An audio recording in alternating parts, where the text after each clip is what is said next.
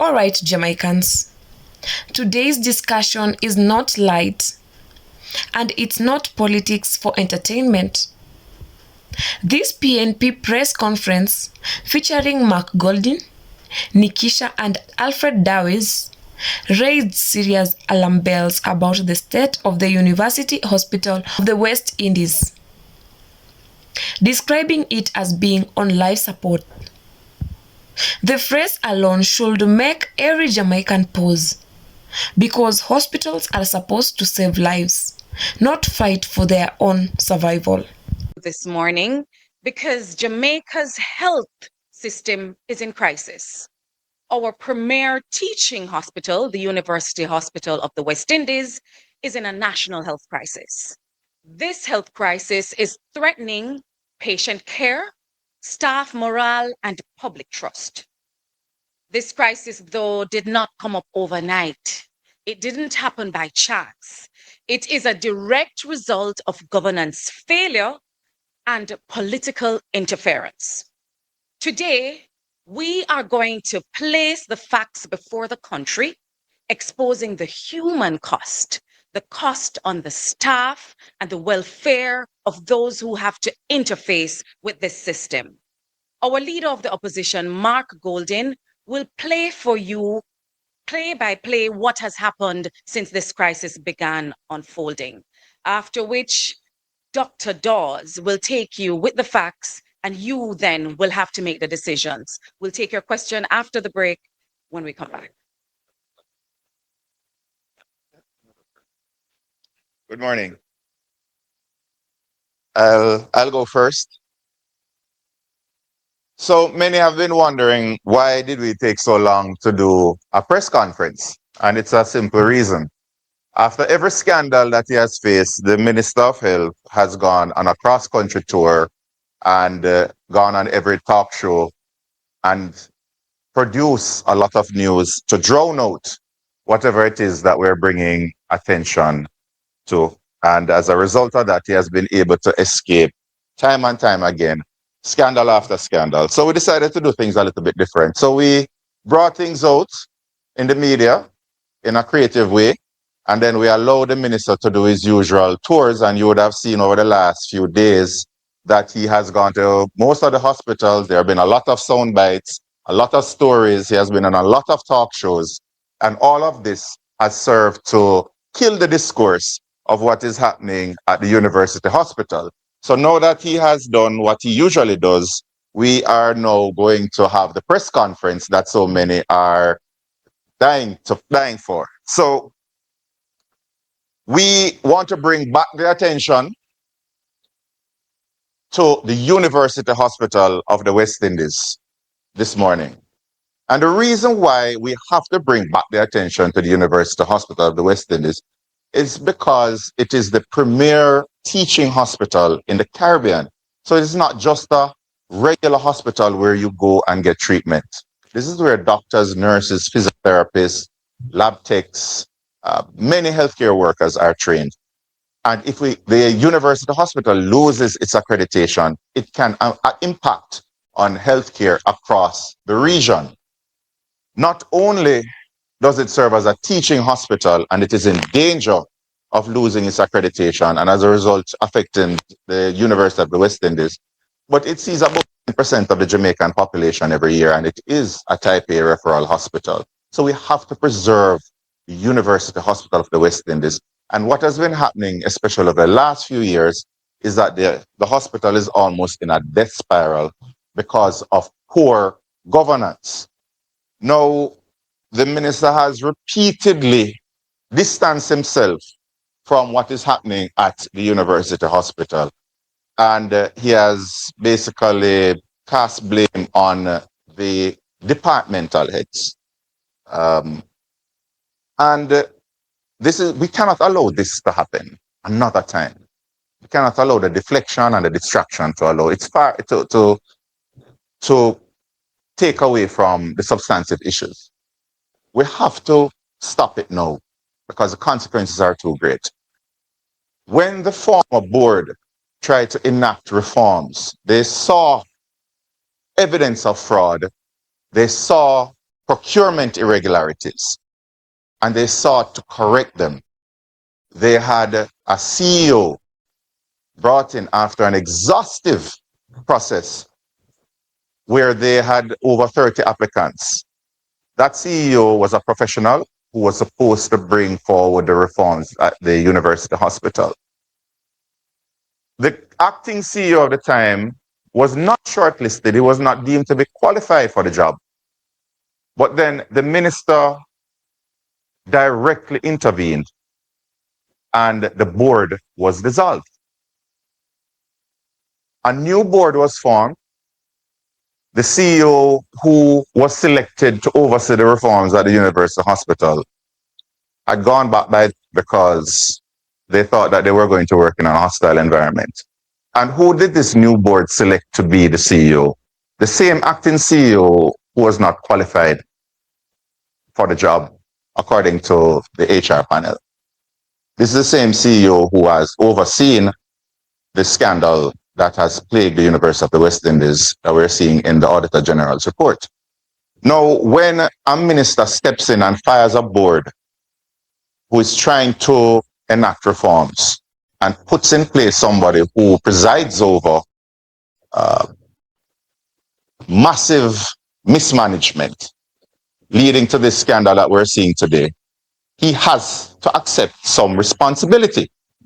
Because in firing the board and putting in place what some may say is who he favors, he has given his imprimatur on the governance structure of the university hospital.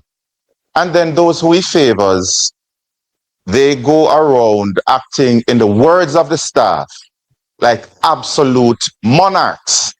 And this has led to an HR crisis at the university hospital, where disaffected staff have written letters of complaints, where they've had meetings where the notes have been sent to the board, crying out for change.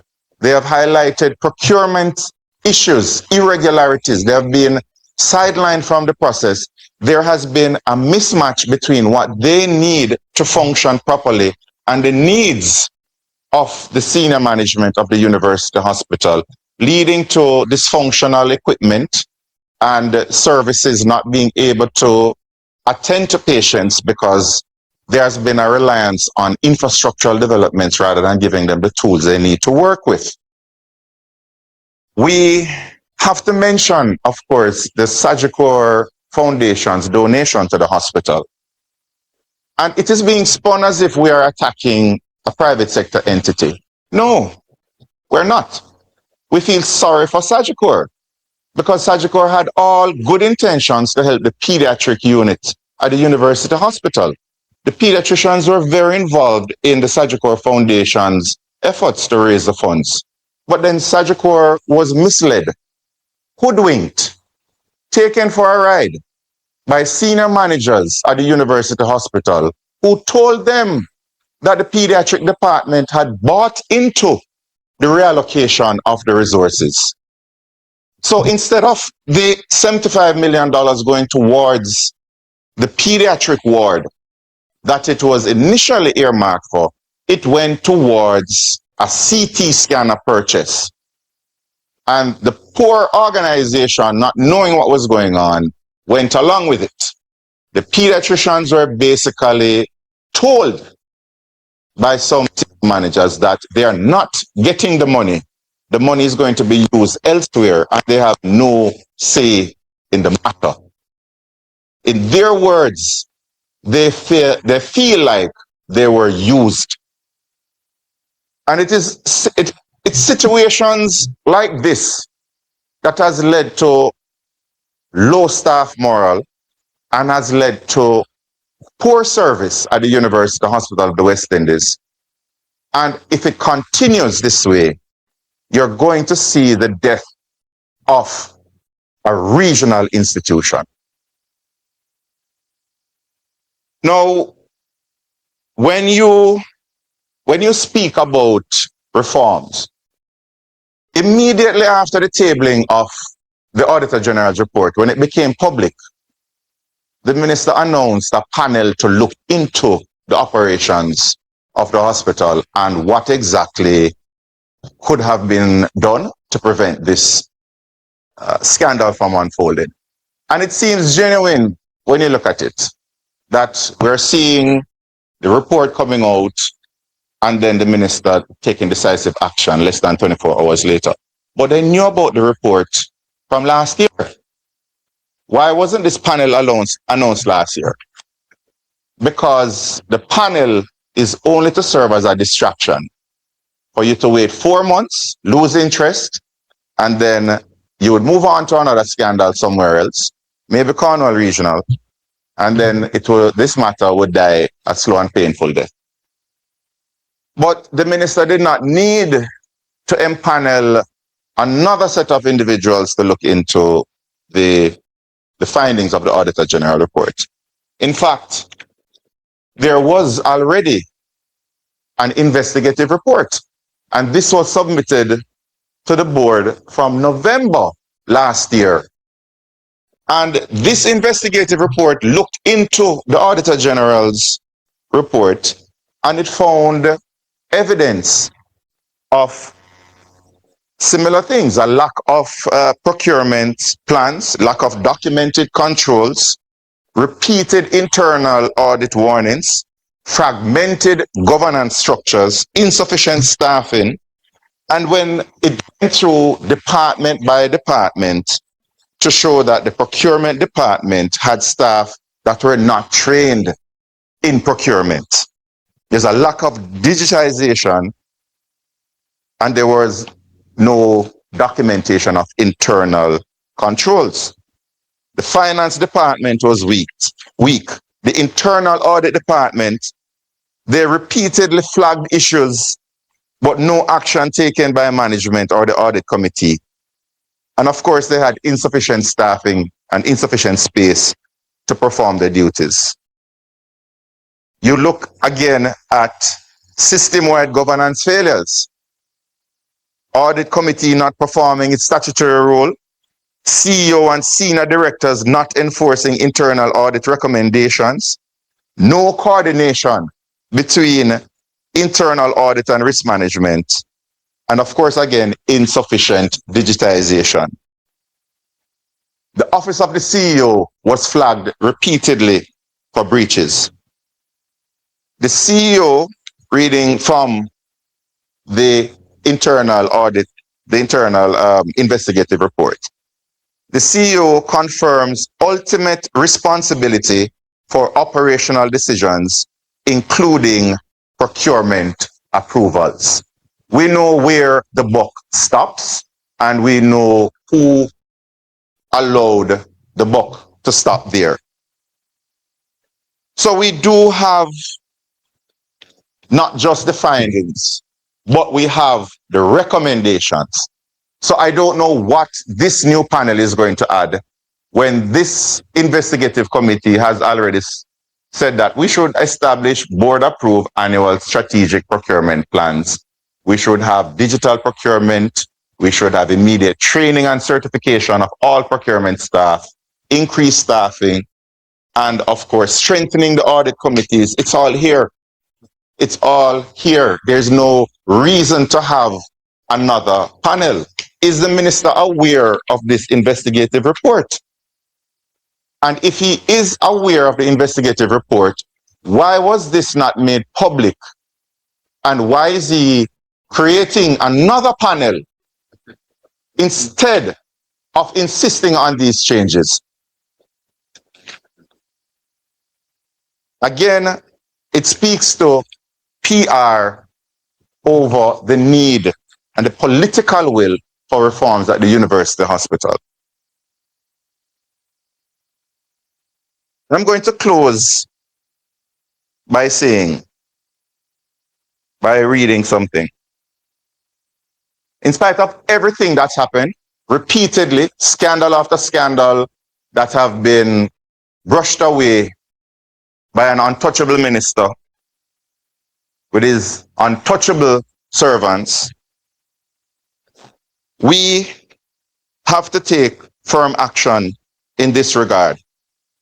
It is a dark day for Jamaica.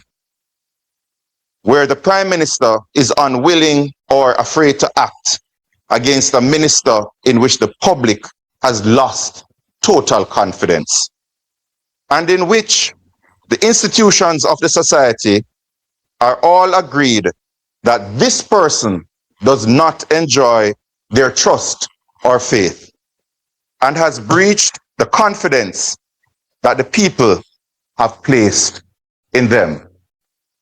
These are not my words. These are the words of Dr. Andrew Holness when he was leader of the opposition.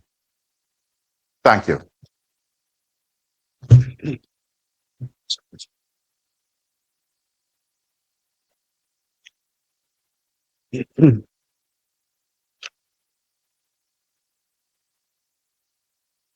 Thank you very much, Dr. Dawes. I come to this matter as somebody who was born and grew up on the university campus. My father served at the University Hospital of the West Indies for over 40 years to the date of his death. And as a youngster, I used to frequently visit Ward 17, which was the ward that he headed, on Christmas Day, giving out presents, etc. So when I see this cherished institution, which was the leading light of the University of the West Indies as a tertiary institution, and had built a reputation of excellence over many years, coming to this point, this very low point, where the Auditor General has exposed system failures, governance weaknesses, malfeasance, procurement violations, and where anecdotally one hears on a regular basis the dire situation faced by people who come to the hospital and need medical care. It really is a travesty, and it pains my heart as somebody who has this long-standing familial connection with the institution. This is a government that doesn't hold its leaders to account. There's no accountability within the Andrew Holness administration. We have a Minister of Health who has gone from one scandal, one massive failing to the next. From the Cornwall Regional Hospital debacle, still unresolved, the dead babies situation, and there's no accountability. And this situation at the University Hospital is one that he cannot wash his hands of. The reason being that he was responsible for disbanding the board of the hospital that had commenced a process of getting the systems, the governance, and the management of the hospital into a state of good order. Commenced, most importantly, a CEO recruitment process. And that was a professional and transparent global search for a suitably qualified and experienced person to take over as the chief executive officer of the hospital. And a firm that was experienced with Government of Jamaica protocols, received over 40 applications, shortlisted 6 qualified candidates, and the board's Human Resources Subcommittee unanimously selected a top candidate who happened to be from overseas. That board also implemented successfully long-stalled hospital information management systems that had been inactive since 2017. And they had revived that in 2022, 2023, and were getting that on track. And an internal audit had uncovered irregularities in contract awards and purchasing, and the board detected suspected fraud in the payroll department, and that had led to arrests. And the board initiated measures to recover over 30% of potential billing revenue that was being written off or uncollected before their tenure. This was a board that was working. This was a board that was seeking to address deep structural problems in the governance and management of the hospital.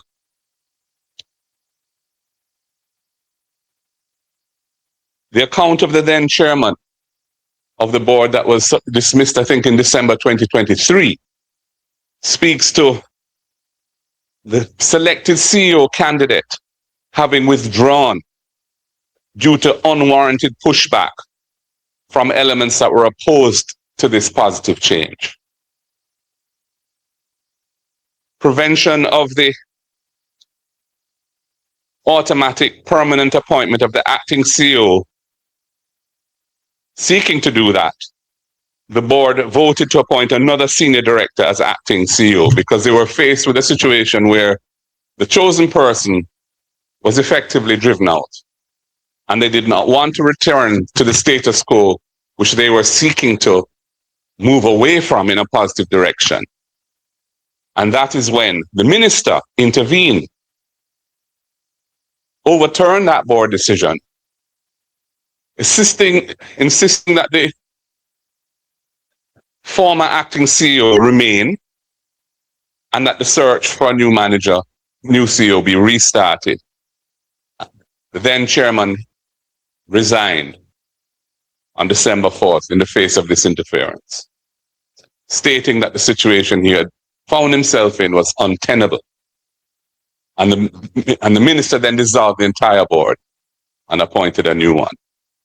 That is the context in which this Auditor General's report must be seen.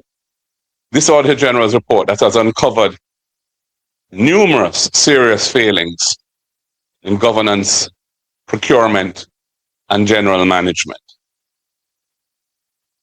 It has happened under the watch of this minister, a minister who has interfered in an attempt, a legitimate and bona fide attempt by a previous board to rectify the situation. Most importantly, from going through a process to recruit a suitable and qualified person to take over the day-to-day responsibility of Chief Executive Officer, a process that was thwarted and the status quo was allowed to remain, and we see where we are now in a mess. The buck stops with the minister. The university hospital is too important to Jamaica's national development for this to be allowed to go with no one being held accountable.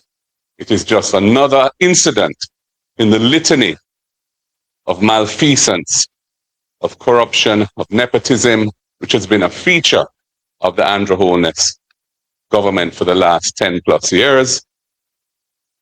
And although the frequency of these incidents is such that people tend to become immune to them, it is our responsibility as the opposition to bring it to the attention of the people of Jamaica and to frame it in the appropriate context so that people can recognize the dangers of allowing these things to go unchecked without proper accountability for those whose responsibility it is to prevent these things from happening or to take the right steps to move forward and solve them. And that is why we call this press conference today. Thank you. Now, there you have it. If you have questions and you're in the room, please indicate by raising your hand and we'll get a microphone to you. Please say your name and the news agency you represent. If you are online via Zoom platform, please use the raised hand icon. We will acknowledge you. If you wish to speak, you'll be acknowledged and you'll be permitted to go ahead, or we can read a message and question for you if you put it in the chat. Good morning. My name is Nikiersha Robinson. I'm from TVJ News. My question is for the opposition leader. Mr. Golding, the medical company owned by the party's chairman for Region 3 and MP for East Central St. Andrew, Dennis Gordon, has been linked to benefiting from the unlawful tax cuts at the university hospital. Now, in light of your tough stance against corruption, how are you treating with this matter? At this point, the only formal investigative report we have is the Auditor General's report. And that report does not name any specific company as being involved in anything. It points out that certain companies appear to have received certain benefits and raises real concerns about that. And when those matters are formally investigated, the chips will have to fall where they lie. But at this juncture, I'm not prepared to talk about any specific company because none has been named in any official report. And all you're going on is things that have been said by certain media houses. And I don't want to engage in that.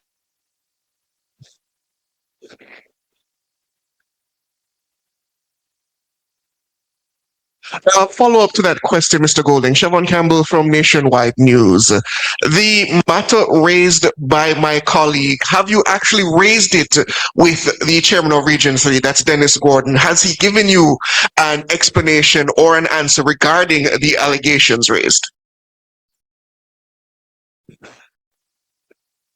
First of all, I just want to wish your CEO, I assume he's your CEO, your leader in Nationwide, a speedy recovery from his recent health challenge. I hope he recovers well and quickly. And in terms of your question, I've had discussions with the person to whom you referred. Those discussions are not matters that I would disclose the details of. Suffice to say, he knows my position because my position is not new, and he agrees with my position that the chips must fall where they lie if there's anything in any kind of allegation. But at this juncture, he has maintained that he has done nothing wrong, and I have no reason to doubt that because I haven't seen any official investigation, any official report suggesting otherwise. And I'm not prepared to engage in any speculative chase after any individual, which is just based on rumor or based on conjecture or based on information, the source of which we have no knowledge of. Recognizing Zara Burton online, please unmute and go ahead with your question. Ms. Burton, if there has been any instance of taxes or duties that are properly payable having not been collected because of the way in which things were done, and those things were an improper situation, then those taxes should be collected and whatever sanctions are appropriate should be imposed. I really have nothing further to say on it than that.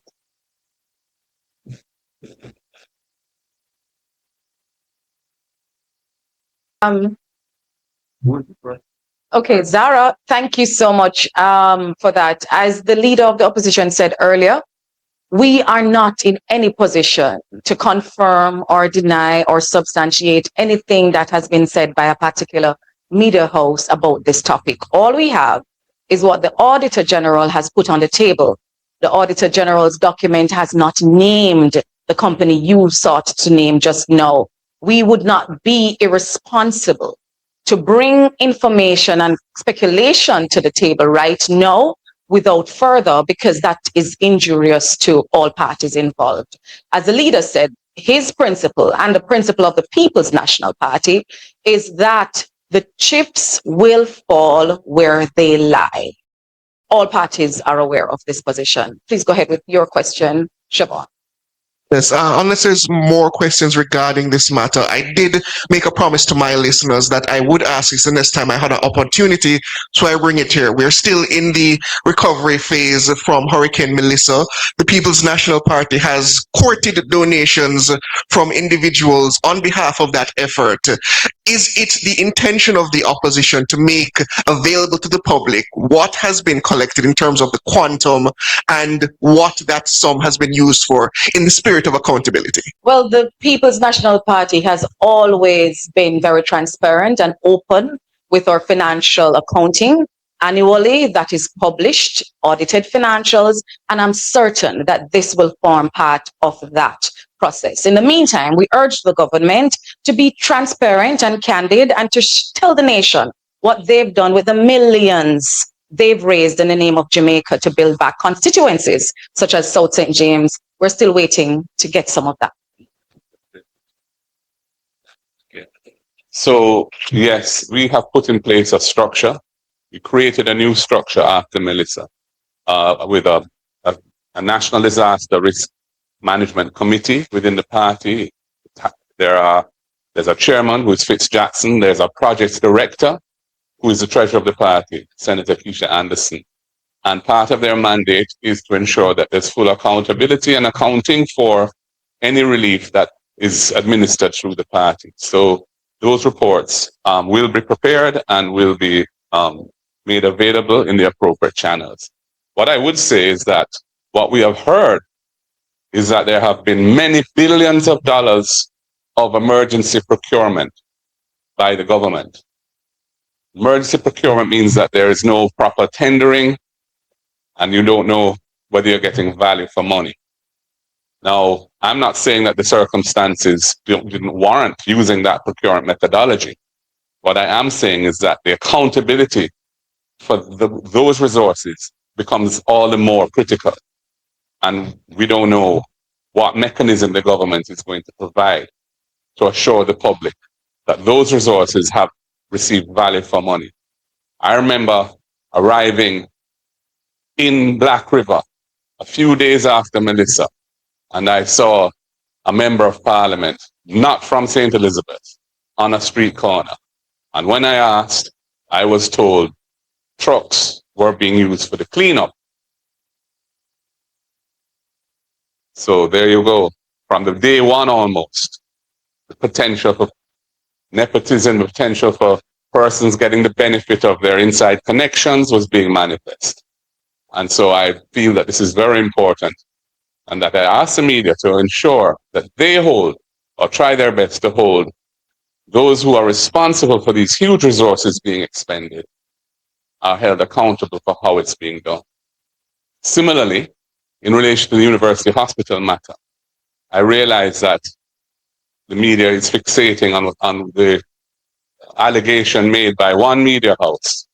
But when you look at the report, there are many important issues in that report that need to be addressed and should not be swept under the carpet.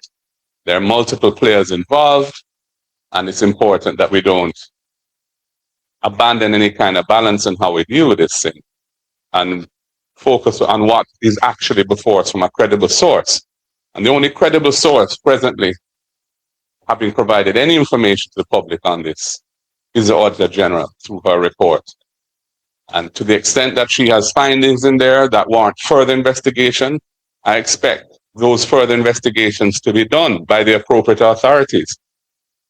And when they make their findings, we will address them. But at this point, we're not proceeding on the basis of speculation, character assassination, or anything of that nature. As I said, I have spoken to the persons involved.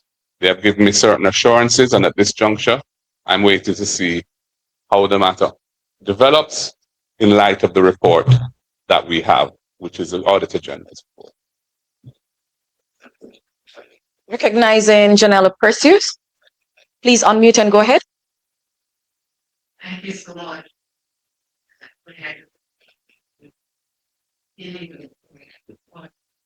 The issue is here. Maybe the situation that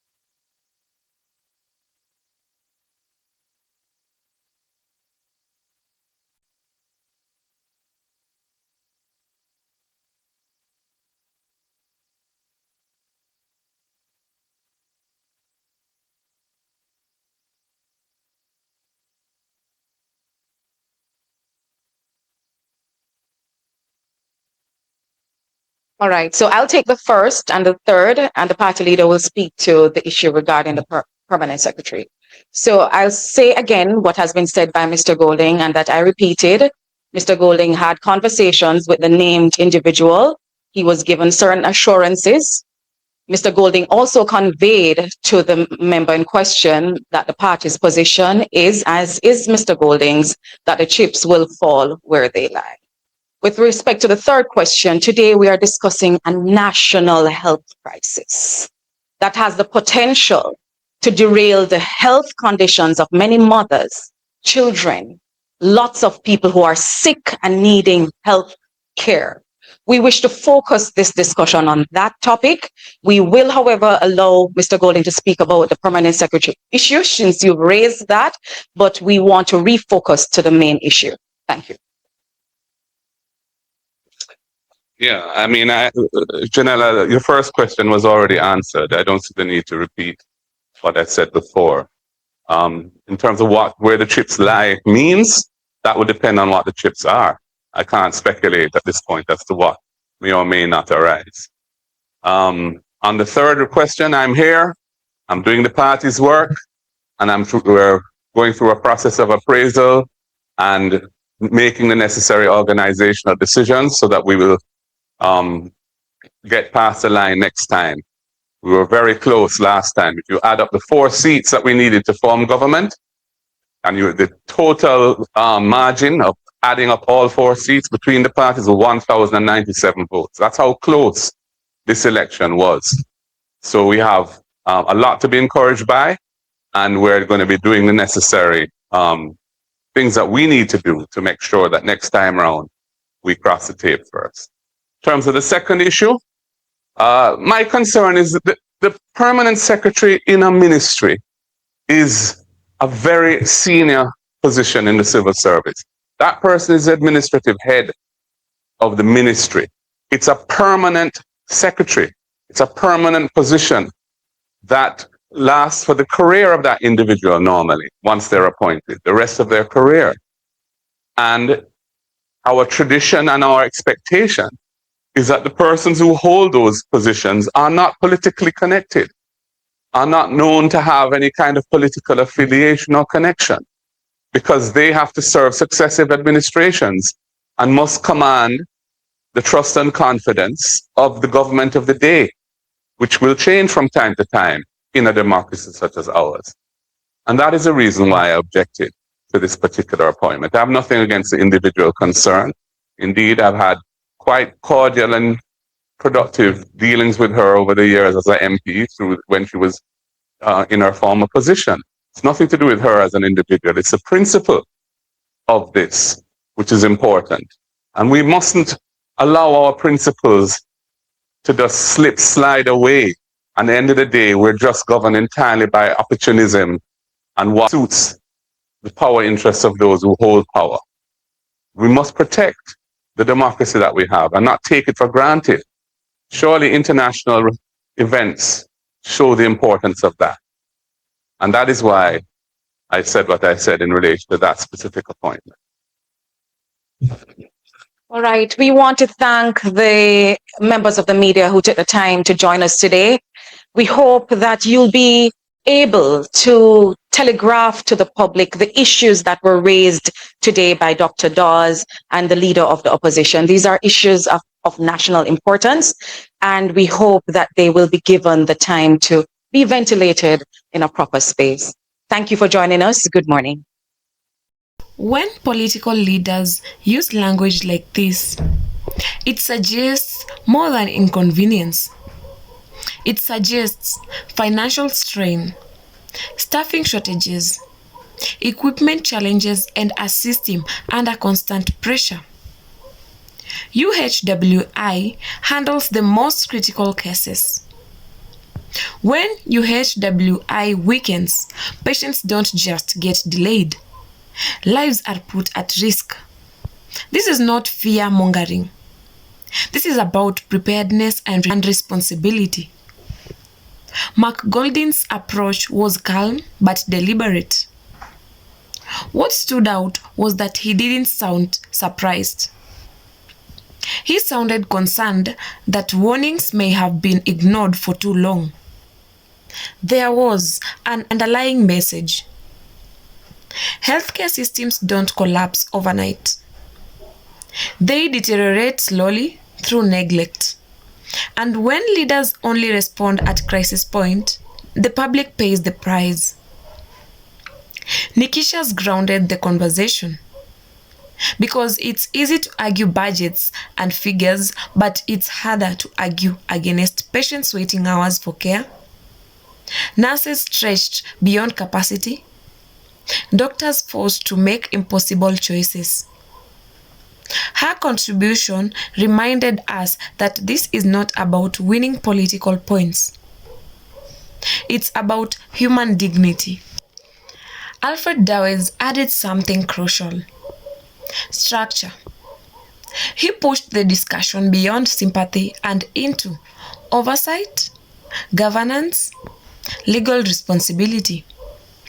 In other words, if UHWI is failing, it's not enough to say things are tough. Someone must be monitoring, intervening, and answering to the public.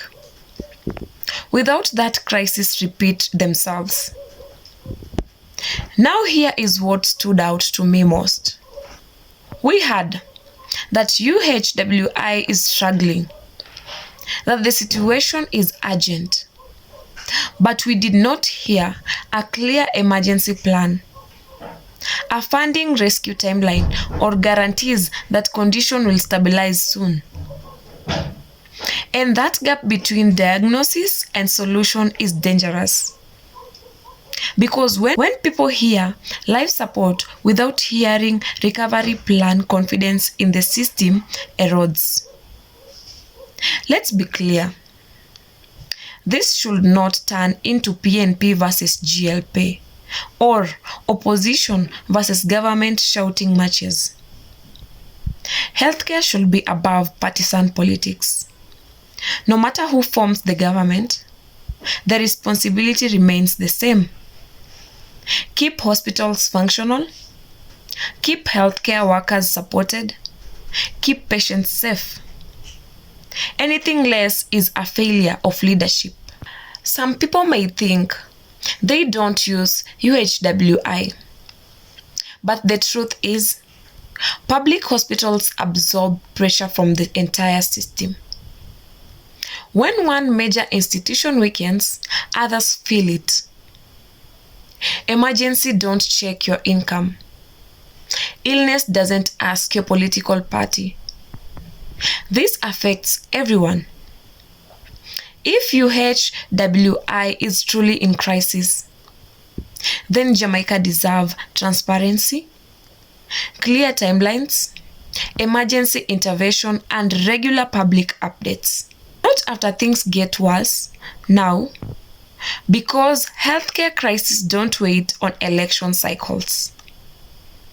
This press conference should not be ignored, not because of who said it, but because of what it signals. If UHWI is on life support, then the question is, who is responsible for keeping it alive? And more importantly, who is responsible for ensuring it never reaches this point again? If this is your hospital, if this is your healthcare system, then this is your business. Don't just watch this and move on. Ask questions. Demand clarity. Hold leaders accountable, no matter the party. Because when hospitals fail, politics won't save lives. People will.